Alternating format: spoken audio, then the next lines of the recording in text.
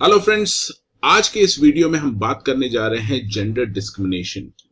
क्या gender discrimination law में allowed है? इसके बारे में हम चर्चा करने वाले हैं आज के इस वीडियो में। हम दो एंगल से इसको डिस्कस करने वाले हैं। एक, कॉन्स्टिट्यूशन क्या कहता है, और दूसरा हमारा जो लेबर कोड्स हैं वो इस बारे में क्या कहते हैं। आपने कई मरतबा इस तरह के एड्स देखे होंगे जहां पर लिखा रहता है वांटेड रिसेप्शनिस्ट, ब्रैकेट में लिखा है फीमेल, या फिर वांटेड सेल्स एग्जीक्यूटिव, ब्रैकेट में लिखा है मेल। हाँ, ये आपने डे टू डे लाइफ में इस तरह के एड्स देखे होंगे, पर क्या ये लीगली अलाउड है? क्या ये जायज है? इसके बारे में हम आज बात कर रहे हैं।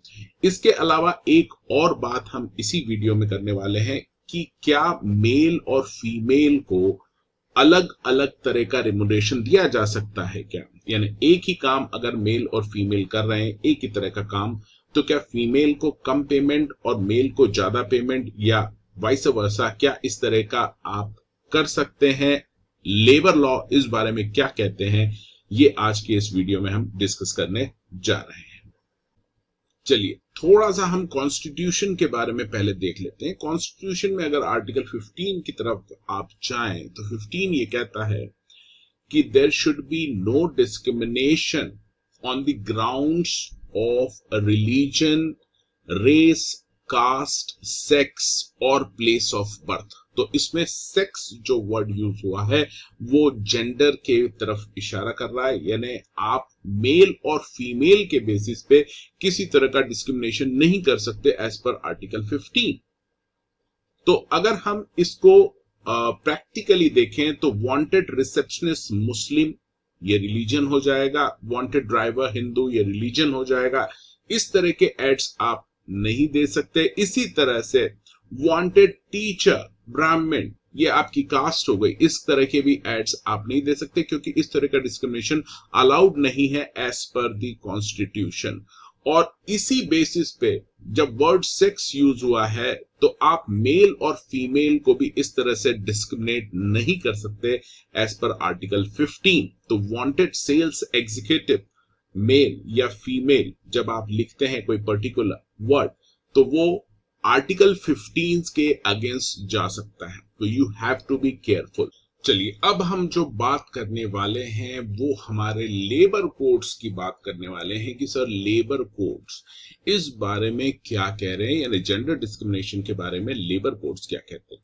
तो अगर लेबर कोड्स में हम कोड ऑन वेजेस 2019 की बात करें तो उसमें एक सेक्शन 3 है। सेक्शन 3 ये कहता है there should be no discrimination on the ground of gender, यानी जेंडर के बेसिस पे आप किसी तरह का भेदभाव नहीं कर सकते। अब ये वर्डिंग्स क्या है इसके, ये जरा इंपॉर्टेंट है, इसको आप अच्छे से समझिएगा। There shall be no discrimination in establishment or any unit thereof among employees on the ground of gender, यानी किसी भी यूनिट में कहीं भी आप जहां भी ऑर्गेनाइजेशन एस्टेब्लिशमेंट में काम कर रहे हैं वहां पर जेंडर के बेसिस पे डिस्क्रिमिनेशन नहीं किया जाएगा।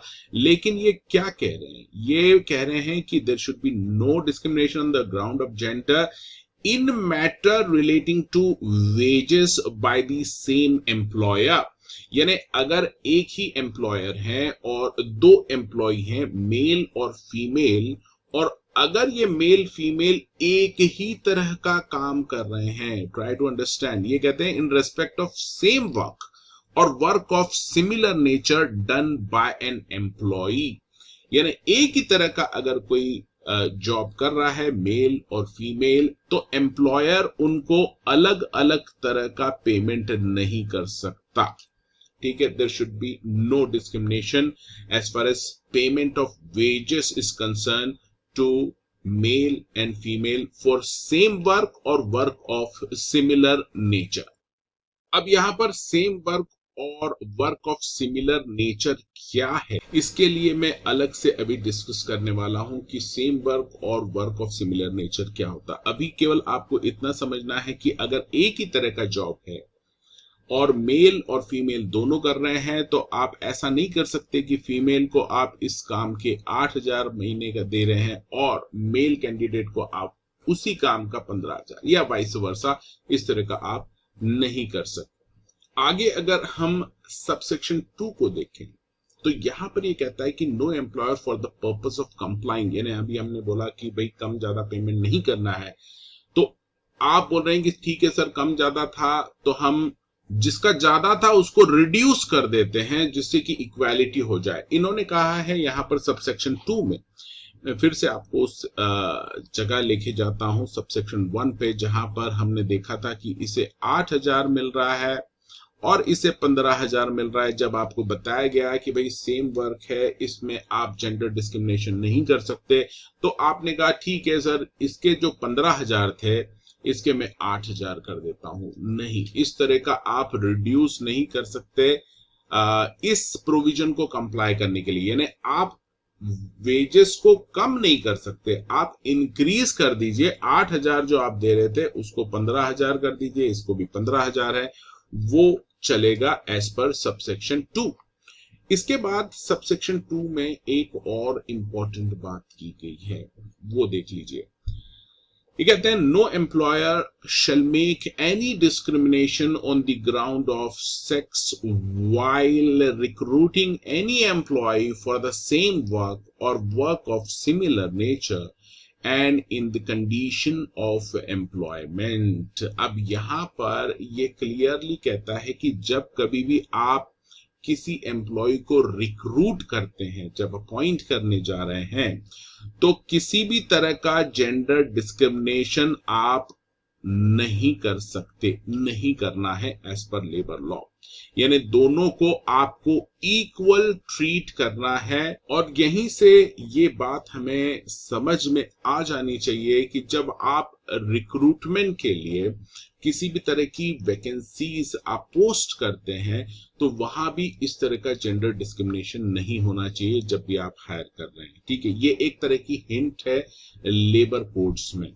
ठीक है, आप फाइनली आप किसे अपॉइंट कर रहे हैं ये आपकी मर्जी है, बट इस तरह का डिस्क्रिमिनेशन आप कहीं दिखना नहीं चाहिए, झलकना नहीं चाहिए। तो ये बातें कही गई हैं। कंडीशन ऑफ एम्प्लॉयमेंट की भी बात कर रहे हैं कि वर्किंग कंडीशन जब आप देखेंगे कि जो आप फैसिलिटीज दे रहे हैं एम्प्लॉइज को, वर्क एनवायरनमेंट है, उसमें भी किसी तरह का डिस्क्रिमिनेशन नहीं कर सकते आप मेल और फीमेल के बेसिस पे। लेकिन यहां पर जाते जाते इन्होंने कुछ एक्सेप्शन दिया है कि except where the employment of women in such work is prohibited और रिस्ट्रिक्टेड बाय और under any law for the time being force. यानी कहीं कहीं पर आप देखेंगे कि लॉ बने हुए हैं जहां पर विमेन का एम्प्लॉयमेंट प्रोहिबिट किया हुआ है, तो वहां पर आप डिस्क्रिमिनेशन कर सकते हैं। जैसे मैं आपको बता दूं कि जो कोल माइंस होती हैं, कोल माइंस आपने अगर देखी होगी, कोयला निकाला जाता है, वहां पर विमेन का एम्प्लॉयमेंट प्रोहिबिटेड है। तो वहां पर जब आप रिक्रूट कर रहे हैं तो केवल मेल कैंडिडेट चाहिए, वो आप मेंशन कर सकते हैं।